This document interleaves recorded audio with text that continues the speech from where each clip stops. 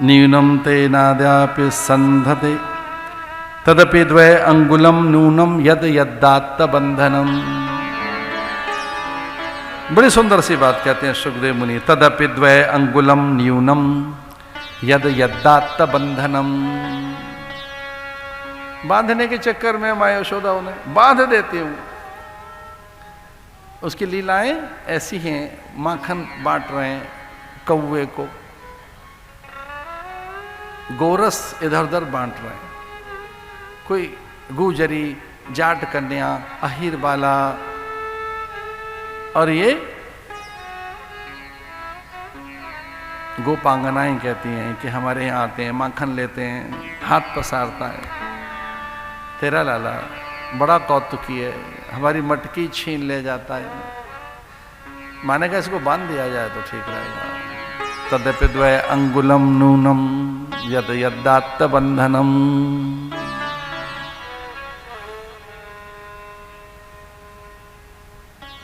उलूखल से बांधने लगी, रस्सी छोटी पड़ने लगी।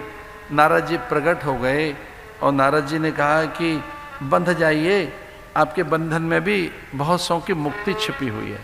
मेरे श्राप से यमलार्जुन, मणिग्रीव और नलकूबर शापित हैं। बद्रिकाश्रम में एक बार नारद भ्रमण करने चले गए। भ्रमणशील नारद ने देखा कुबेर पुत्र मद्यपान कर कुचेष्टाएं कर रहा है। अप्सराएं तो भयभीत होकर छिप गईं, लेकिन ये मदोन्मत्त होकर नारद का अपमान करने लगे, मदिरा बखेरने लगे कि पीकर तो देखो कितना सुख रस इसमें, कितना आनंद। नारद ने समझाया कुबेर पुत्र होकर भी ये ठीक नहीं है, यद्यपि यक्ष हैं आप, मद्यपान करना उचित नहीं। देवताओं के कोष के स्वामी हैं आपके पिता कुबेर, भगवान के सेवक हैं। संपूर्ण देवगणों का कोष जिसके हाथ में हो, उनके पुत्रों को शोभा नहीं देता। मदिरा विचार वाणी में, व्यवहार में असंगति पैदा करती है। मदिरा में कितने गुण होंगे हमें तो पता नहीं, पर उसके दोष तो बड़े बताए गए। मदिरा के दुर्गुणों की तो खूब चर्चा है।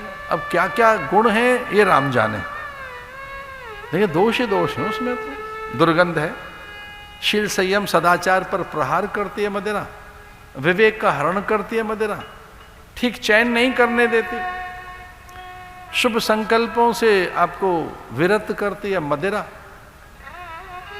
विस्मृति पैदा करती है, विभ्रम पैदा करती है, व्यामोह पैदा करती है, और संबंधों में भी आपके शील का हरण करती है, अपवित्र भाव जगाती है। नारद ने शापित किया, जाओ तुम वृक्ष बन जाओ। गिर पड़े चरणों में, करे नारद हमसे भूल हो गई, हमारी मुक्ति का उपाय बताओ। कहा उन्होंने कि द्वापर में जब कृष्ण को यशोदा बांध रही होगी तब मैं स्मरण कराऊंगा, आपकी मुक्ति होगी। प्रतीकात्मक कथाएं, और इस प्रकार से उलूखल बंधन लीला में भगवान ने उलूखल इस तरह से वृक्षों में फंसाया कि वृक्ष धराशायी हो गए, भारी प्रहार करके वृक्ष गिरे अकारण ही। तो भयभीत हो गए गोकुलवासी। स्वयं माँ को लगा कि अरे यहाँ कितने उपद्रव रोज होते रहते हैं, कभी पूतना आती है, कभी सकटासुर आया, तृणासुर आ रहा है, तम विस्मिता भार पीड़िता भूमौ निधाय। तृणाव्रत का आगमन तिनका बनकर जैसे काम आया। काम देखो आंखों में आता है, रूप से काम जगता है। अगर शील संयम न हो, सदाचार न हो, तो काम अत्यंत आक्रामक हो जाता है। तो तृणाव्रत आया वध करने के लिए भगवान का, तिनके तिनके से भूमौ निधाय। तो कभी तृणाव्रत का, एक बार सकटासुर का आगमन, अभिमान दिख नहीं रहा है, ऐसे छुपकर आएगा।